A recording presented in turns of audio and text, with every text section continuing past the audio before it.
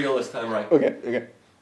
Hi guys, Steve Cole here, writer, director, editor, bullshit merchant of Powerless, the upcoming short film. Here today to talk about where things are up to, what we've been up to for the past month.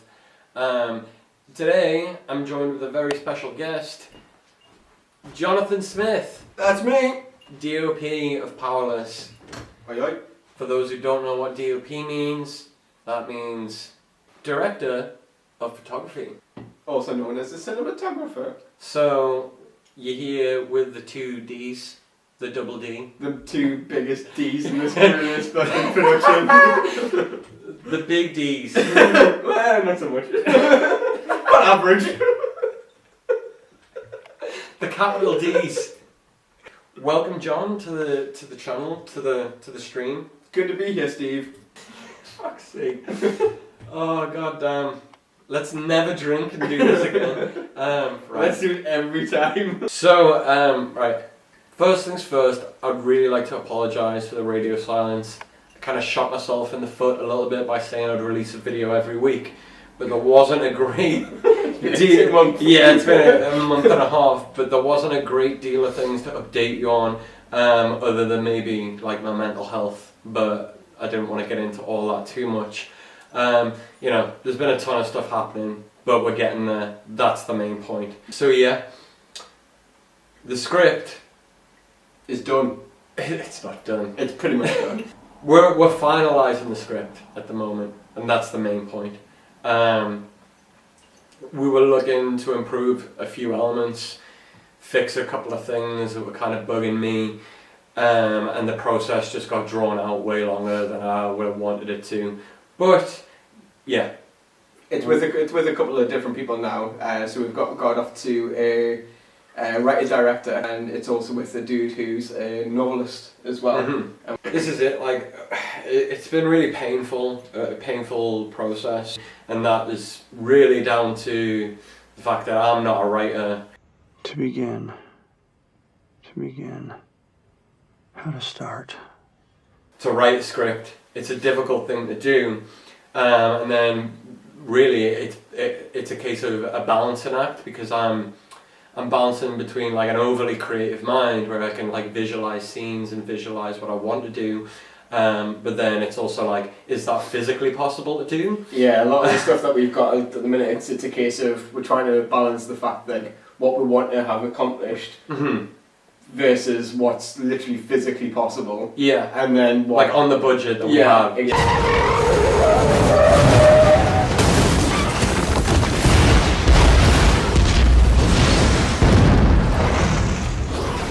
wanted to make sure that the script was bang on, the right kind of scale, the right sort of like the level of ambition that we're trying to kind of hit. That everything matched up, so we weren't gonna shortchange you or shortchange ourselves in terms of what we can do. So that's the thing as well. Obviously, like you say, the entire project, the entire start of it was to do something that's really ambitious. Obviously, when we first started, it was a little bit too ambitious. Yeah. Which is why it's taken so long to get to this point as it is. But basically gone through the ropes, where it's gone to pretty much feature length. Yeah. And then condensed right back down into the snapshot, like the snapshot of the story that we want it to be.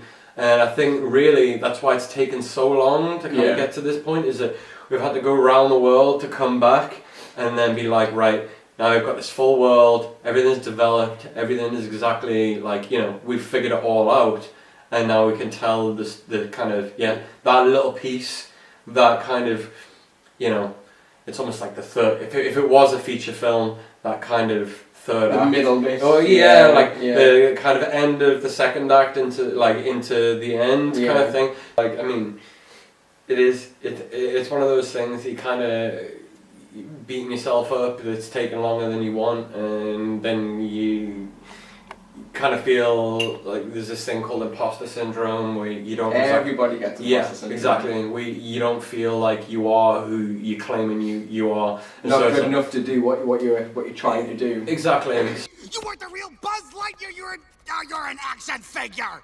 You are a child's plaything. you know, you can't half-arse the script. Can you? No, like without the script and everything, you've just, you know, if you don't perfect the script to the point where you want it, the film itself just isn't going to come out the way you want it either. I was saying to John earlier that it, like, because it's just been kind of me writing the film and not a writing team, which would have been ideal.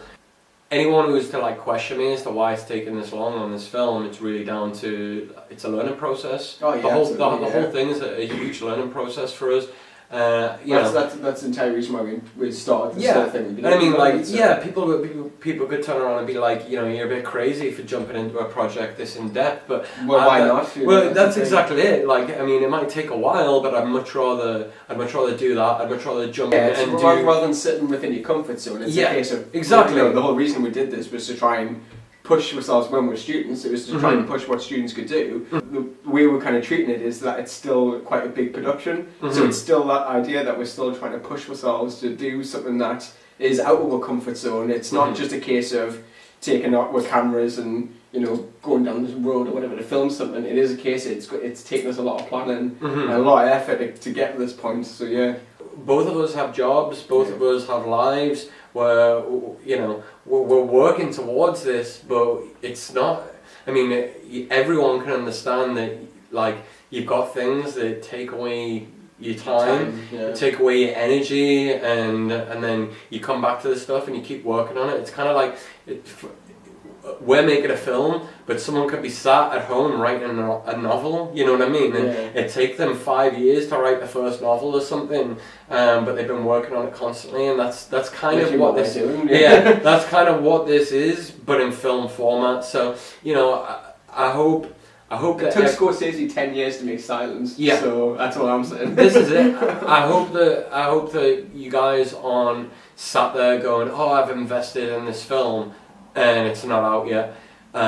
You know, be patient. Yeah, it will come out. Yeah, and that's it. Like, bless it, my uncle brought this up with us, and he was like, you know, maybe you should think about, like, you know, moving on, getting a job and coming back to this kind of thing, and you know, you've got all the time in the world to think about it. And I'm like, if I go for the job that I want, I'll move away, and like it just might never happen. And so it's like I've doubled down at this point on this film, and it's like, nothing is impossible. You should get to the point where anyone else would quit, and you're not going to stop there. No, what are you waiting for? Do it! Just do it! Yes, you can! But to me, it's the bucket list film. Yeah. It's that. It's like you want to turn around and go, I did that. I stuck through it. It's like it's kind of like your own personal Everest. Yeah, if that makes sense. The rest of your life, you'll be a guy that got to the top of Everest.